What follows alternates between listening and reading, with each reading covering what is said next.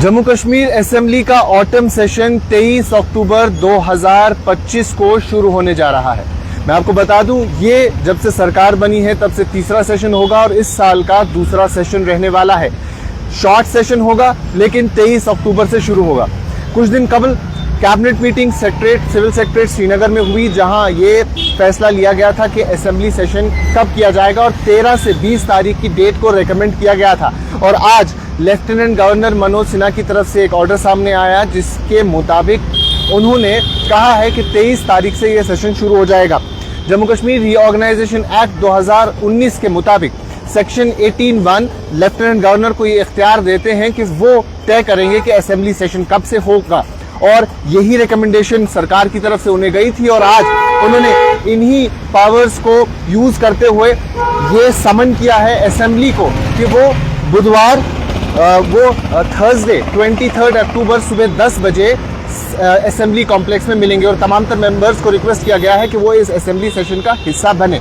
मैं आपको बता दूं, ये दूसरा सेशन है, ऑटम सेशन है और रीऑर्गेनाइजेशन एक्ट 2019 के मुताबिक 29 अक्टूबर 2025 से पहले ये सेशन हो जाना चाहिए था, क्योंकि पिछले सेशन और जो नया सेशन है इसके दरमियान 6 महीने से ज्यादा का गैप नहीं आना चाहिए। और पिछला सेशन जो हुआ था, जो बजट सेशन था, जो जम्मू में हुआ था, वो तकरीबन 6 महीने उसके 29 अक्टूबर 2025 को मुकम्मल हो जाएंगे। तो उससे पहले इस सेशन को शुरू होना था। तो अब ये सेशन 23 अक्टूबर 2025 को शुरू होने जा रहा है। इस सेशन के हवाले से अगर बात करें तो एक्सपेक्टेशन है कि कई सारे मुद्दों पे इस सेशन में बात होगी।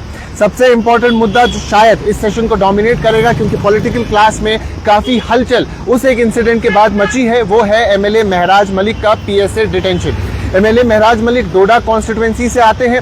डोडा के मेंबर ऑफ लेजिस्लेटिव असेंबली है, वहां उस कॉन्स्टिट्यूएंसी को रिप्रेजेंट करते हैं और उन्हें तकरीबन 2 हफ्ते पहले पीएसए के अंदर डिटेन कर दिया गया है और अभी तक वो कठुआ जेल में बंद है।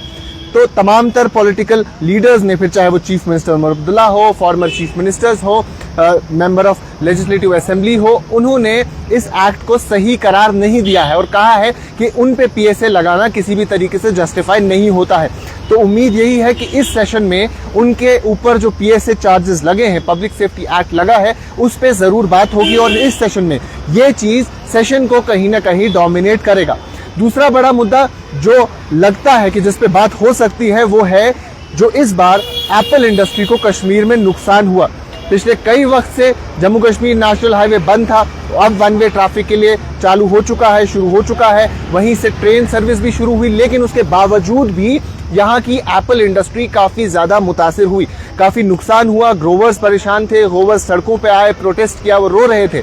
और ये एक मुद्दा ऐसा है क्योंकि हॉर्टिकल्चर सेक्टर जम्मू कश्मीर की इकोनॉमी का बैकबोन माना जाता है और वही हॉर्टिकल्चर सेक्टर को अगर इस तरीके का डेंट लगता है, ऐसे मुतासिर होता है, तो उस पे जरूर जम्मू कश्मीर की असेंबली में बात होगी और तमाम तर लीडर्स, क्योंकि बाहर भी वो इसे कंडेम कर रहे थे, तो इस पे भी वहां बात हो सकती है, इस पे भी हंगामा होने के चांसेस हैं। उसके साथ साथ एक और बड़ा मुद्दा जो पिछले कई वक्त से जम्मू कश्मीर में चलता हुआ दिखाई दे रहा है वो है रैशनलाइजेशन ऑफ रिजर्वेशन। रिजर्वेशन को लेके जम्मू कश्मीर सरकार ने सब कमेटी भी बनाई। सब कमेटी की रिपोर्ट 6 महीने बाद आई तो उसे लॉ डिपार्टमेंट भेज दिया गया और लॉ डिपार्टमेंट उसे रिव्यू करेगा। तब से भी काफी वक्त हो गया और अभी तक उस रिपोर्ट का फाइनल कंक्लूजन सामने नहीं आया है। और ऐसा ओपन मेरिट स्टूडेंट्स का कहना है और तमाम तर ओपन मेरिट जिनसे हम बात करते हैं वो यही बात कहते हैं कि जल्द से जल्द सरकार को इस पे एक्ट करने की जरूरत है।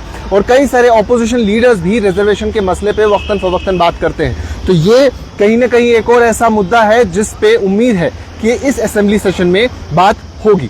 तो कुल मिला के दूसरा असेंबली सेशन रहेगा इस साल का 2025 का। पहला सेशन हमने देखा रमजान के महीने में था, जब जम्मू में बजट सेशन हुआ। एक लंबा सेशन था, तकरीबन 1 महीने वो सेशन चला।